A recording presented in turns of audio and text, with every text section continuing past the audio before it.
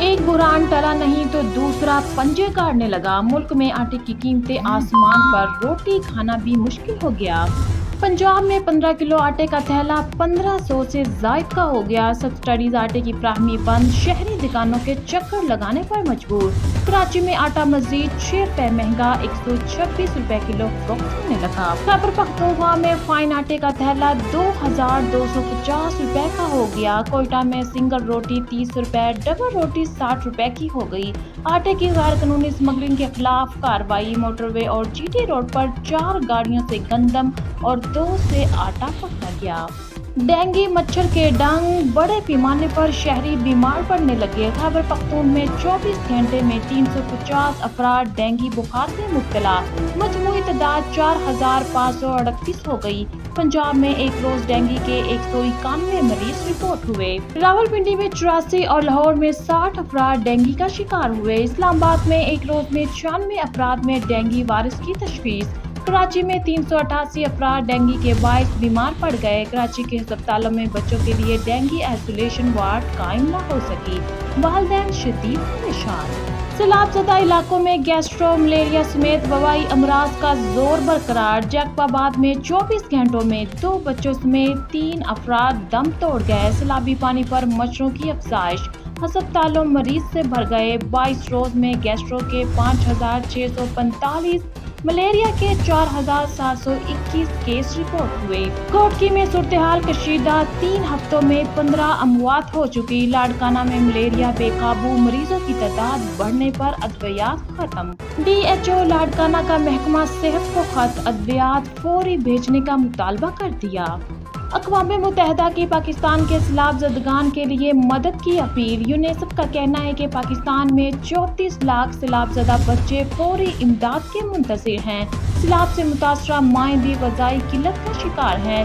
پاکستان میں بیماریوں اور مواد کا خطرہ ہے، دنیا دل کھول کر امداد کرے۔ امریکہ کی خارجہ تعلقات کمیٹی کے چیئرمین سینیٹر بابی منینڈیز نے کہا، سیلاب متاثرین کے لیے امداد قطرہ برابر ہے قرار دے دی۔ امریکی حکومت سے سیلاب متاثرین کے لیے مزید امداد دینے کا مطالبہ کر دیا۔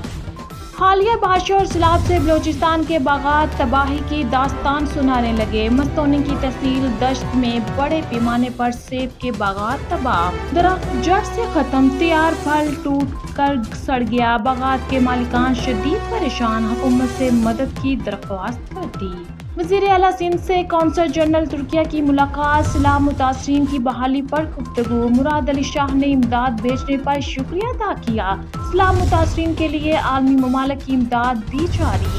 آسٹریلیا کا مزید $3 لاکھ امداد کا اعلان، رقم عالمی ادارہ خوراک کے ذریعے خرچ کی جائے گی۔ چین کے ساحلی شہر تیانجن حکومت کا سیلاب زدگان کے لیے 1 کروڑ یوان دینے کا اعلان کر دیا۔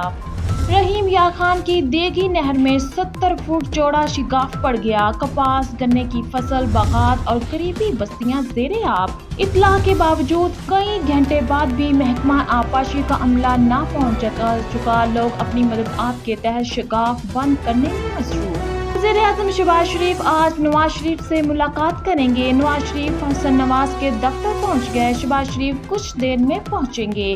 سیاست اور مستقبل کے اہم فیصلوں پر مشاورت ہوگی۔ وفاقی وزیر توانائی خرم دستگیر کہتے ہیں، شہباز شریف نواز شریف کے مشورے سے آرمی کی تعیناتی کریں گے۔ کوئی جتنی مرضی ملاقاتیں کر لے، تقرری وزیر اعظم نے ہی کرنی ہے۔ وزیر اعظم شہباز شریف کل ملکہ الزبتھ دوم کی آخری رسومات میں شریک ہوں گے۔ شہباز شریف کل لندن سے نیو یارک روانہ ہوں گے۔ وزیر خارجہ بلاول بھٹو آج واشنگٹن پہنچ جائیں گے۔ سربراہ عوامی مسلم لیگ شیخ رشید کہتے ہیں کہ مفاہمت ہوگی یا مزاحمت، فیصلہ ہونے والا ہے۔ حکمرانوں کے تمام کرپشن ریفرنسز کو سپریم کورٹ بحال کرے گی۔ پیٹرول مافیا حکومت پر حاوی ہے، 3 دن سے قیمت کم کرنے نہیں دے رہا۔ شیخ رشید کا 70 رکنی کابینہ کے خلاف عدالت جانے کا اعلان۔ پی ٹی آئی کے جلسوں میں سرکاری مشینری کا استعمال، عمران خان اور وزیر اعلیٰ پختونخوا کو نوٹس۔ الیکشن کمیشن نے خلاف ورزی کرنے والوں کو 20 ستمبر کو طلب کر لیا۔ الیکشن کمیشن کا کہنا ہے کہ بار بار وزیر اعلیٰ اور وزیروں نے جلسے میں شرکت کی۔ ہیلی کاپٹرز میں سرکاری وسائل کا بھی بے دریغ استعمال کیا گیا۔ وزیر اعلیٰ پنجاب پرویز الہی نے پنجاب میں نجی شعبے کے تعاون سے دیہات اور انڈسٹریز کو گیس فراہمی کی منظوری دے دی۔ پرویز الہی بولے، گرین فیول کے فروغ سے ماحولیاتی آلودگی کا خاتمہ ہوگا، دیہات میں گیس کی فراہمی کا دیرینہ مطالبہ بھی پورا ہو جائے گا۔ بھارت کی بڑی سفارتی ناکامی منہ کی کھانا پڑی، کینیڈین حکومت نے خالصتان ریفرنڈم رکھوانے کا مطالبہ مسترد کر دیا۔ ریفرنڈم سکھوں کا قانونی اور جمہوری حق ہے، روک نہیں سکتے۔ ادھر ٹورنٹو میں ریفرنڈم سے قبل دعائیہ تقریب 50,000 سے زائد سکھ شریک ہوئے۔ خالصتان کے قیام کا ریفرنڈم اٹلی، سوئٹزرلینڈ اور برطانیہ میں بھی ہو چکا ہے۔ ملکہ الزبتھ دوم کی آخری رسومات کل ہوں گی۔ 500 کے قریب سربراہان مملکت اور وفود شریک ہوں گے۔ پاکستان کی نمائندگی وزیر اعظم شہباز شریف کریں گے۔ عالمی رہنماؤں کی لندن آمد جاری۔ امریکی صدر Joe Biden Canada, New Zealand, Australia کے وزیر اعظم پہلے ہی برطانیہ پہنچ چکے۔ بادشاہ سے ملاقات میں ملکہ کی وفات پر اظہار افسوس کیا۔ ویسٹ منسٹر ہال میں ملکہ کو خراج عقیدت پیش کرنے والوں کا رش۔ بادشاہ چارلس سوم اور شاہی خاندان کے ارکان بھی پہنچے۔